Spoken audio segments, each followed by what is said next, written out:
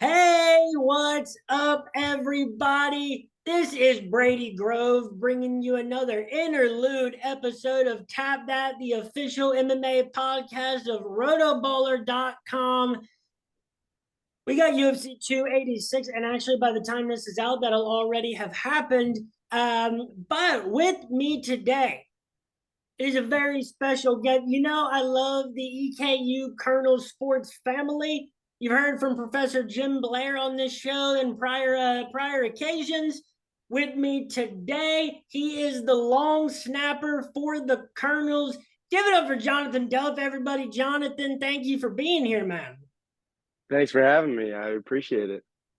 So, first and foremost, man, what a season that you guys are coming off of. That was a great run to the FCS playoffs. What's your reaction looking back on this past year?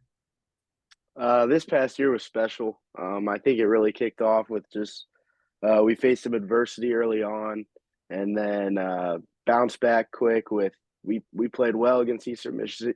Eastern Michigan didn't pull it out, but that Bowling Green game we went 7 overtimes and fought like crazy. And I think that really set the tone for how the year was going to be. Of course, we dropped one with Austin P, but we this year was probably the most together our team has ever been, and I feel like it's just been trending upward each year, which is why I'm looking so much forward to next year. But this group was just so tight knit. The leaders were really good, strong leaders that we'd all been together for a long time. A lot of the team, so it was really just a culture that we had, and guys stepping up when people went down. I mean, this year was definitely really special to just see some of my brothers have some success in areas where they didn't know they'd have success, and just be able to experience it with everyone, get over the hump, win a conference championship, and go to the playoffs for the first time since 14, I believe. And like, and on a side note for people, if you didn't watch any EKU football this past year, there's a dude by the name of Parker McKinney who is super fun to watch at quarterback.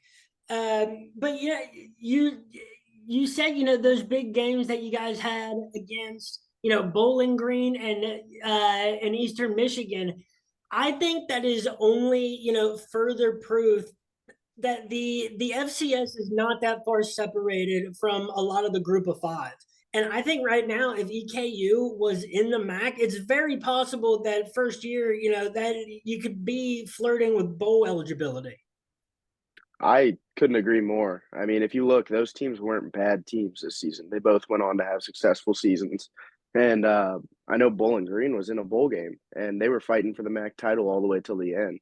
So I think it shows you, one, with the changing landscape of college football and the transfer portal and everything, that these FCS teams, the top tier FCS teams, which I would put us in, um, we're right there with FBS teams, if not above a few of them. So I think we proved that we belong at any level, and it was just a lot of fun to go show that to the world and be nationally recognized for such a crazy game back and forth with a really good Bowling Green team.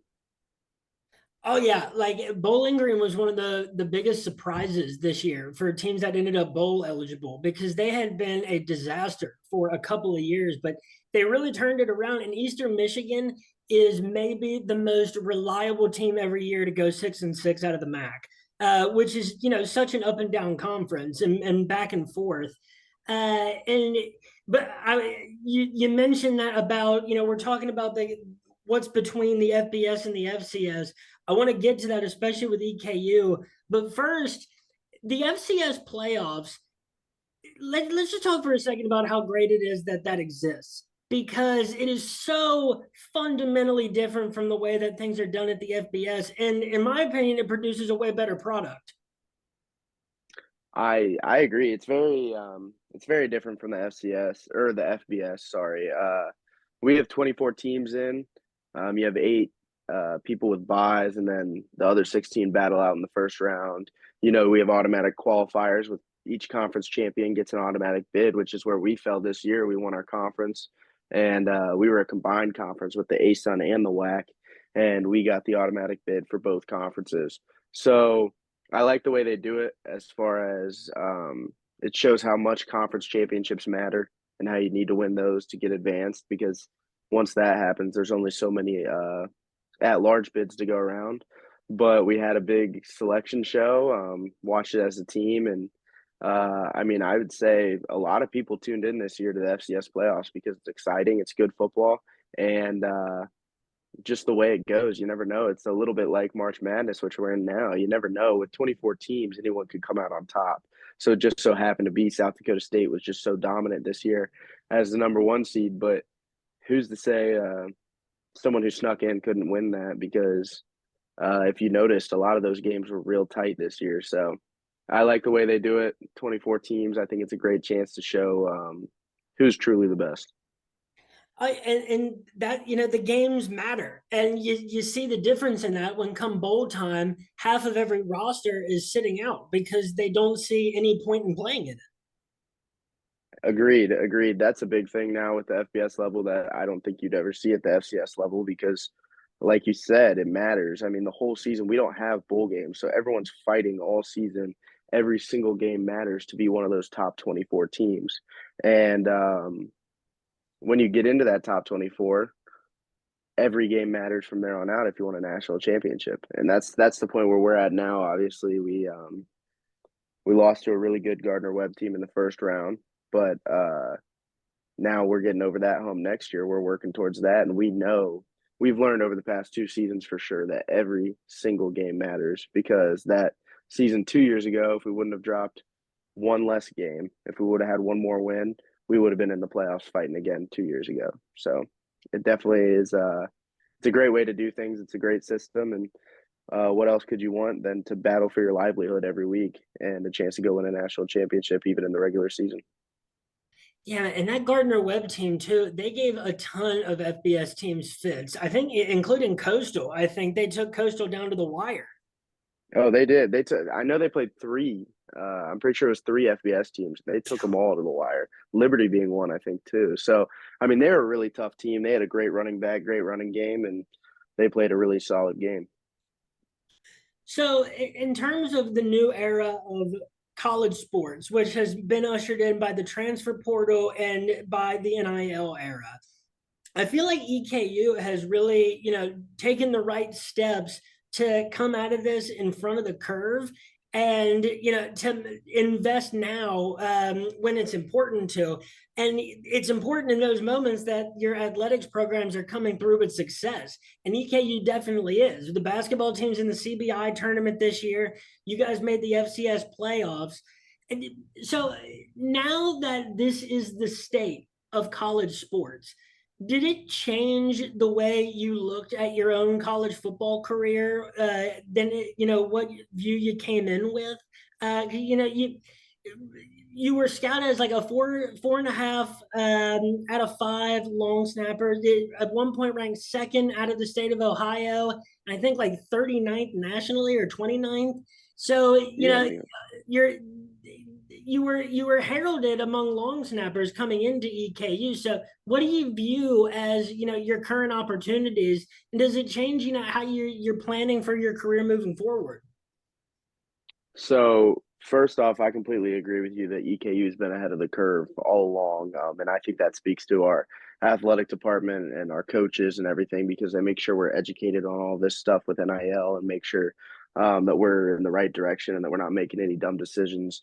So they really do well with the supervision. But as far as me personally, I don't feel I feel wrapped up in sometimes like everyone is. We want to look and see, oh, what's this NIL deal going on? What's this transfer portal news?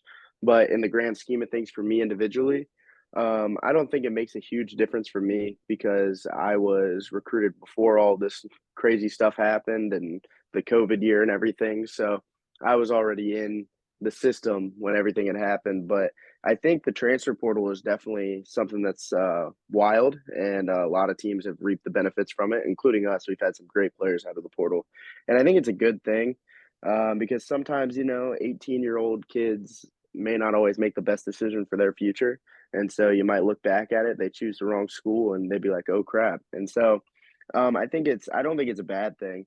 I do think it makes it harder on people who are in high school as far as transferring, like all the transfer portal stuff. I think it makes it harder on recruits because they then have to deal with, okay, this team needs, like if I were in that position, okay, this team needs a long snapper. Are they going to go in the portal, or are they going to recruit me and bring me in as a freshman and develop me? And so I'm lucky that I was a little bit before that. And EKU took me in as a freshman, let me sit for a year and develop. And then I was able to play from my second year on to now. And it's definitely an interesting time for sure. The only thing I really have to deal with out of it all is like we'll bring in transfers, and that's good. Competition makes the world go round. So if we were to bring in a freshman or a transfer snapper, I think that'd be good for us, just because, like I said, competition makes the world go round. But as far as the whole landscape and everything, it doesn't do too much for me, because at the end of the day, my job is to just keep working on snapping the ball and make sure my mechanics are sound and work from there.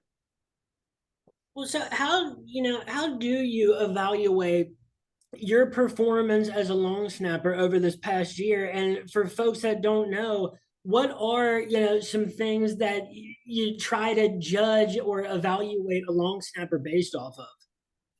So the main categories for snapping, from a technical standpoint, is two things. You want to make sure that they're accurate, and then you accuracy is first and foremost, obviously, and then you want to look at speed, because you want to have a good operation time from the time that the snapper snaps the ball to the point where the punter kicks it, just to make sure that that's not going to get blocked. Because if it's too slow, then you're going to get blocked, and that can be a matter of tenths of a second. So beyond that, though, I think the biggest thing too is to see how your specialists in general, but snappers also, handle pressure situations, and how their mental toughness is.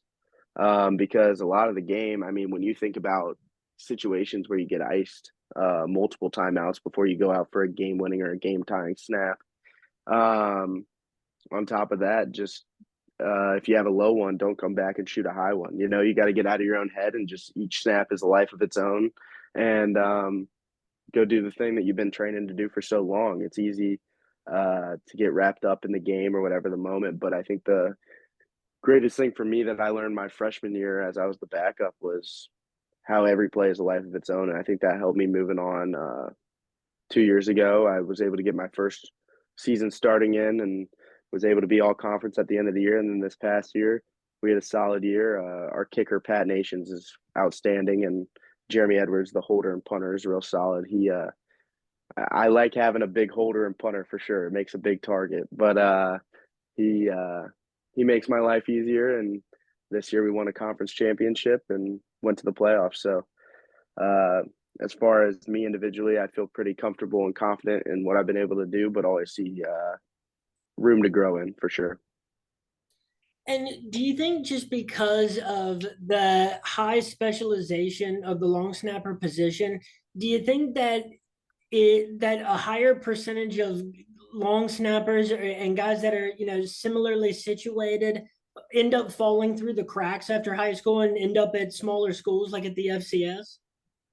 I think there definitely are some. I think that you could look at a lot of snappers now, and it's hard because, like, for myself, um, I got rated very highly out of high school, but then I had broken my hand my senior year, and it was my snapping hand, and that scared a lot of schools away. And thankfully, EKU was there as my only real option in the fall, because I elected not to get surgery, and so um, I was able to go to EKU. They took a chance on me even with the broken hand, and it worked out great. And I think there's a lot of different factors that go into the rise and fall of snappers, and sometimes you can't always trust the rankings. Also, someone may be really good mechanically, but like I said earlier, they don't have the mental toughness to last. And so I think you see at the FBS and at the FCS level, and D2, D3, all the way down, there are certain snappers that you never hear their name, which is a good thing.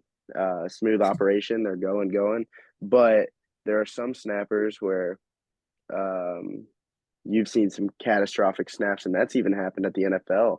I saw this year, I think it was the Buccaneers. They had a real low snap, and that happens. He shook it off and went on the next time. But you see, there's definitely people that slipped through the cracks, people that were more mentally tough or maybe worked harder on their craft and didn't get complacent. And then there's others who got in their heads real bad, got in a slump or whatever, and you see them at very high levels and some at the low levels that don't look like they were all that they were supposed to be just because of the pressure.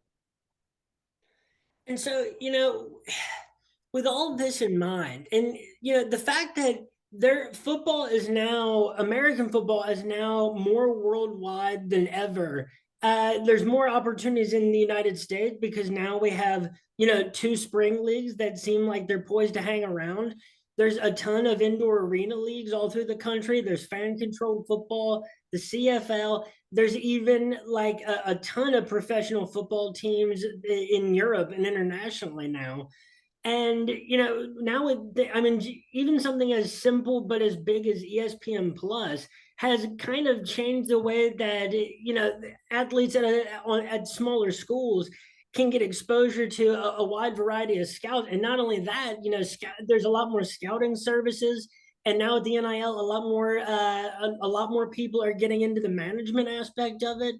And so with that all in mind, and that this might be as far away as possible from what you're thinking, but what's your goal with your football career, and what do you want to end up doing?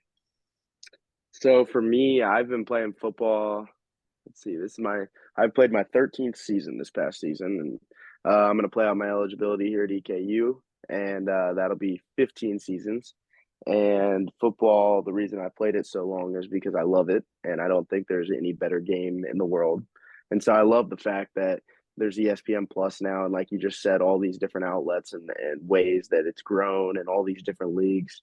And so that's definitely something that I've looked at a lot, and I love watching the XFL. Actually, one of our old teammates last year, Willie Taylor, he's playing for the Renegades, so I make sure to watch them every time they're on. And for me personally, I definitely have discussed and just I've never wanted my career to end without giving it a chance. You know what I'm saying? So my goal is to play out my eligibility at EKU, do my pro day, and try for any chance I get, whether that be like you said, overseas or in Canada or the XFL.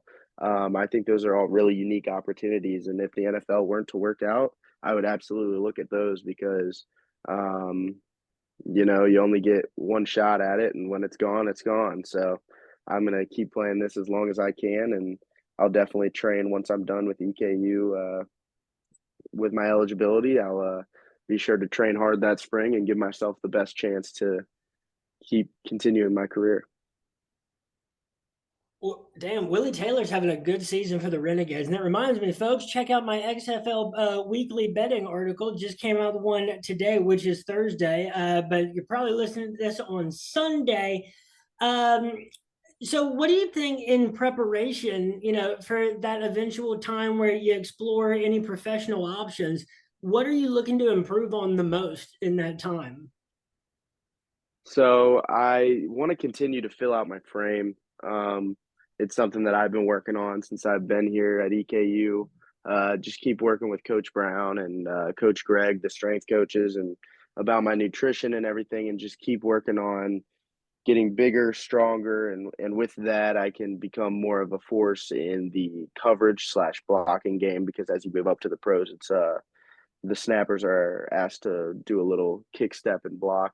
But right now, I'm focused on EKU, so my goal is to just keep getting stronger, cover the field better, and with that, just keep cutting my snap time, make it faster and faster, so our op time can keep going down. Even though, like I said, Jeremy's done a great job, and our op time has not been an issue, thankfully. But just keep cutting it because you can never really have too fast of a snap. So just keep working on my strength, my size, and overall just keep doing the little things that I've been doing to improve each year. It's a great era that's been ushered in for, I mean, from the junior college level to the FCS, where if there's enough opportunities there around the world now and enough platforms for you to get seen by somebody, that if you want to play professionally and you are of that level and there's a lot of opportunities out there for it, then you're going to be able to do it. And that ultimately is going to translate to a better product from top to bottom. And so, and Jonathan, thank you so much for being here today. This was a very interesting conversation. I wish you nothing but the best of luck moving forward. I love watching EKU football. Is there anything you want to shout out? Anything you want to say? The floor is yours. Well, I just appreciate you a lot for having me. Um, this has been awesome, and I think your podcast is great. And if I just do a special shout out, I'd say shout out to the EKU football team. We got a big season coming up. Make sure everybody's out there. And like you said, we got a great quarterback in Parker McKinney, a good friend of mine. He is unbelievable, and he's one of the best quarterbacks in the country. So everybody should make sure to come out and support the guys. And thanks for having me. Well, very much appreciated. Thank you so much for being here today. Folks, this is it for another edition of a Tap That Interlude episode. You can follow me on Twitter at RotoBrady. Obviously, the UFC, bunch of activity coming up, so there will be a new episode in preparation for that. But thanks for listening. Peace.